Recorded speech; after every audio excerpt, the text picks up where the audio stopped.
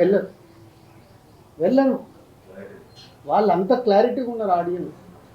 ఇవాళ స్టార్ సినిమాకి అనుకున్న రేంజ్లో ఓపెనింగ్ రావట్లేదు అంటే ఎందుకు రావట్లేదు?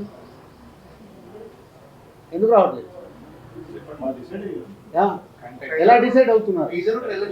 టీజర్ ట్రైలర్తో నాకు ఫిక్స్, అరే దీనికి వెళ్దాం. మీకు అన్నిటికంటే విచిత్రం ఏంటంటే ఈరోజు సినిమా ఆన్లైన్ ఓపెన్ చేయగానే డిసైడ్ అయిపోతుంది.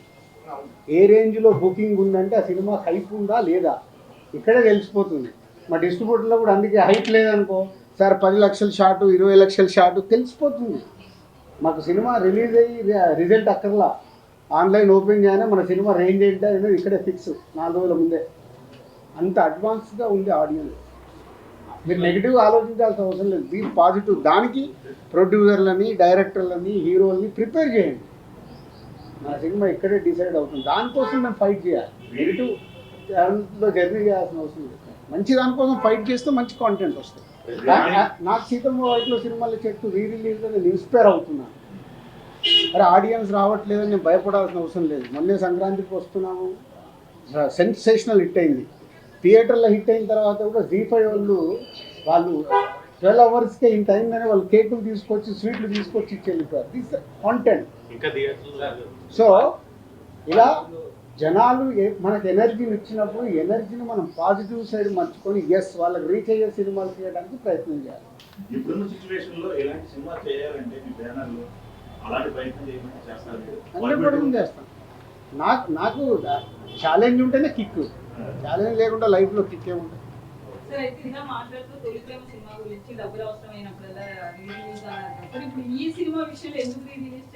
జస్ట్ ఫర్ ఎంజాయ్మెంట్ కాదు ఏం లేదు. మరి పక్కన 300 కోట్ల సినిమా వచ్చింది మర్చిపోయా ఏంటి?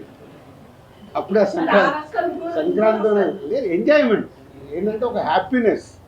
దీని ద్వారా ఎంత డబ్బు వస్తుంది ఏంటంటే మనీ కాదు, ఆ రోజుల్లో మనీ. ఎందుకంటే అప్పుడు ఆడియన్స్కి చూడటానికి కూడా సినిమా లేదు, ఎప్పుడైనా టీవీలో వస్తే చూడాలి.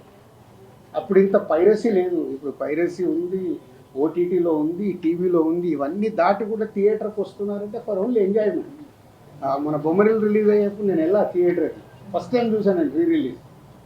అంటే విజిల్స్ కొడుతున్నారు, పాట వస్తే లేచి డ్యాన్స్ చేస్తున్నారు. అంటే అలా 3 గంటలు ఎంజాయ్ చేద్దాం అని ఫిక్స్ అయిపోయి థియేటర్కి వస్తున్నారు రిలీజ్ అంటే. మొన్న బాంబే వెళ్తే కూడా హిందీ సినిమా ఒకటి 45 crores గ్రాస్ కలెక్ట్ చేసింది మన రిలీజ్లో. అంటే ఇదొక ట్రెండ్ స్టార్ట్ అయింది. రిలీజ్ ట్రెండ్ వల్ల ఆ వారం రిలీజ్ అయ్యే కొత్త సినిమాలకు ఇబ్బందికరంగా డిస్ట్రిబ్యూటర్గా అంటే ఆ వారం కొన్ని చిన్న సినిమాలు రావచ్చు, వాళ్ళకి ఇలాంటి సినిమాలు రిలీజ్ చేయడం వల్ల కొంచెం అట్లా కాదు. ప్రేక్షకులు నీకు కావాల్సింది అదిగా హెడ్లైన్. ఇప్పుడు ప్రేక్షకులు కోరుకుంటేనే కదా 10 థియేటర్లు ఫుల్ అయ్యాయి. ఎందుకు ఫుల్ అయ్యాయి? అడ్వాన్స్ బుకింగ్గా ఈరోజు 10 థియేటర్లు ఫుల్ అయ్యాయంటే ఎందుకు? ప్రేక్షకులు కోరుకునేది మనం ఇవ్వాలి, కానీ ప్రేక్షకులు కోరుకుని మనం ఎంత పెద్ద సినిమా ఇచ్చినా వాళ్ళకి నచ్చలేదనుకో బాయ్ బాయ్ చెప్తున్నారు మార్నింగ్ షోకి. దానికి తోడు మీ సోషల్ మీడియా ట్రోలింగ్ మామూలుగా ఉందా, నాశనం చేసే వరకు వదిలిపెట్టట్లేదు. సో వ్యవస్థలో ఉంది, మనం ఎవరిని అనలేము. సో ప్రేక్షకులు రెడీగా ఉన్నప్పుడు మనం ప్రేక్షకులు ఎంజాయ్ చేస్తామంటే మీరు ఎంజాయ్ చేయొద్దు, మీరు ఈ సినిమా చూడండి అంటే చూస్తారా? ఖాళీగా ఇంట్లో కూర్చుంటారు. చూడు ట్రై. చాలా లాంగ్ గ్యాప్ తర్వాత మల్టీ స్టార్ తీశారు, కానీ అప్పట్లో వచ్చిన టాక్ అవన్నీ అయితే మంచి పేరు వచ్చింది, మంచి సినిమా తీశారనే ఇది వచ్చింది.